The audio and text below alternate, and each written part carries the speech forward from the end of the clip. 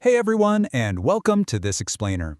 Today, we are diving into what has to be one of the most fascinating, absolutely shape-shifting careers in modern entertainment.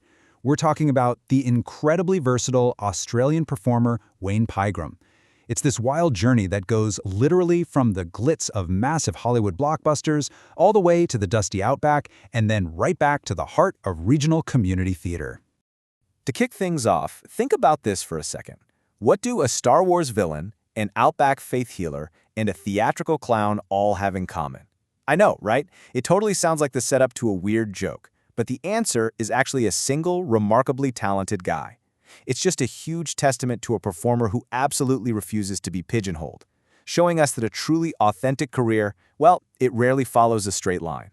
And this really perfectly illustrates the sheer duality of the man we're looking at today.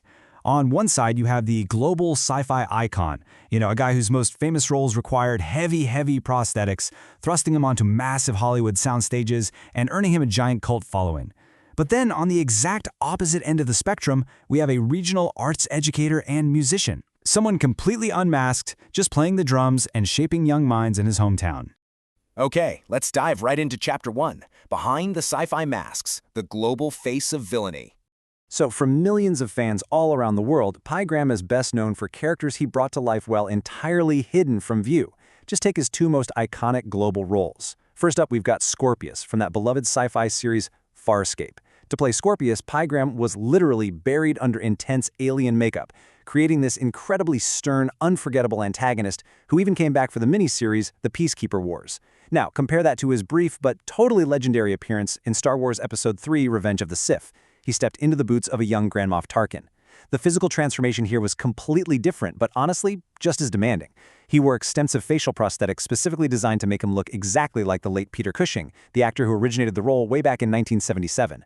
So the really crucial takeaway here is that his highest-profile international fame was achieved while his actual face was completely concealed. Crazy, right? All right, moving on to Chapter 2, a familiar TV face, the unmasked actor. Let's peel back that first layer, because long before and even during his sci-fi success, Pygram was an incredibly familiar face in his homeland. His resume honestly reads like a rapid-fire history of modern Australian television. He's been a prolific working actor for decades. I mean, he was one of the few to return for the second series of Fire in 1996, playing senior station officer Quentin Spit Jacobson. He popped up in Wildside, did a really long stint on the iconic soap Home and Away as Ian Woodford, actually returning to it even after his Farscape run, and he appeared in heavy-hitting dramas like Water Rats and Underbelly: The Golden Mile.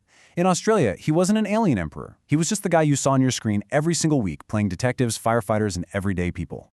Which brings us to a fantastic collision of his unmasked acting and massive American television. In 2006, Pygram guest starred on the global phenomenon Lost, playing Isaac of Uluru. He was this outback faith healer who interacts with the characters Rose and Bernard. TV reviewer Billy Dose made a really great observation about this performance. She noted, "Without the makeup and costume, I thought he looked a lot like Patrick Stewart."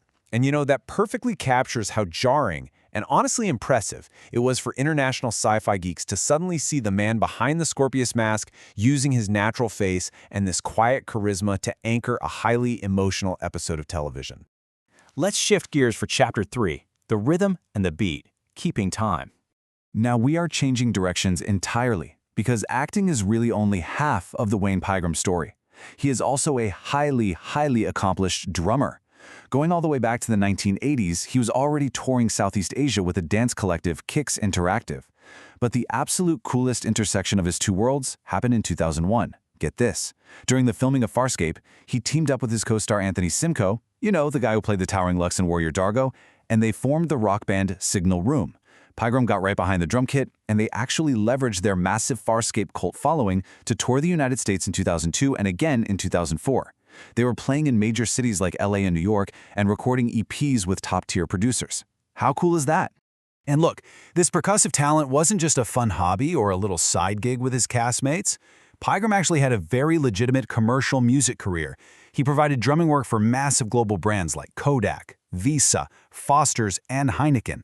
He was literally laying down the beat for major corporate campaigns, totally proving his chops as a serious, professional musician. Which brings us to Chapter 4, Return to Local Roots. Full circle in Wagga Wagga. So, after the huge Hollywood sets, the international tours, and living in Los Angeles for a few years, Pygram's journey comes full circle in what might be the most heartwarming unmasking of the whole story. He returned to his hometown of Wagga Wagga in regional New South Wales. But he didn't just kick back and retire. No, he integrated himself deeply right back into the local arts scene. He became a key member of the Lycan Collective. This is a really cool regional collective of actors, creators, and designers collaborating right there in Wagga Wagga. He essentially brought his decades of global experience straight back to his local community. And the work he chose to do there is just fascinating. Take the 2020 production called Rush at the Riverina Playhouse. It was this performance piece exploring really complex themes like intimacy and informed consent. And how did they do it? Through the shenanigans of mischievous clowns. Written and performed by Pygram alongside local artistic collaborators like Dominique Sweeney and Samantha Dowdswell. It just shows a man totally stripping away all that Hollywood grandeur. There's no CGI here, no massive budgets, just raw, intimate, theatrical clowning on a local stage. But what's really beautiful about this final act is how all of his life's passions merge into what might just be his most authentic role yet. For years now, Wayne Pygram has served as the percussion teacher at the Riverina Conservatorium of Music in Wagga Wagga. Think about that for a second. The man who commanded starships on global television and toured the U.S. in a rock band is now covering extensive school lessons and after-school teaching. He's literally passing on his deep, deep knowledge of rhythm to the next generation of kids in his own hometown. So, as we wrap up this explainer, I really want to leave you with a thought.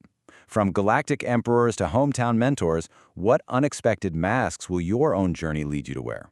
Wayne Pygram's life shows us that career paths aren't just straight lines, right? They are multifaceted, they are unpredictable, and they're entirely what we make of them. Rejecting the idea that we have to be just one single thing might actually be the key to authentic fulfillment. Thank you so much for joining me to unmask this brilliant career, and I'll catch you on the next explainer.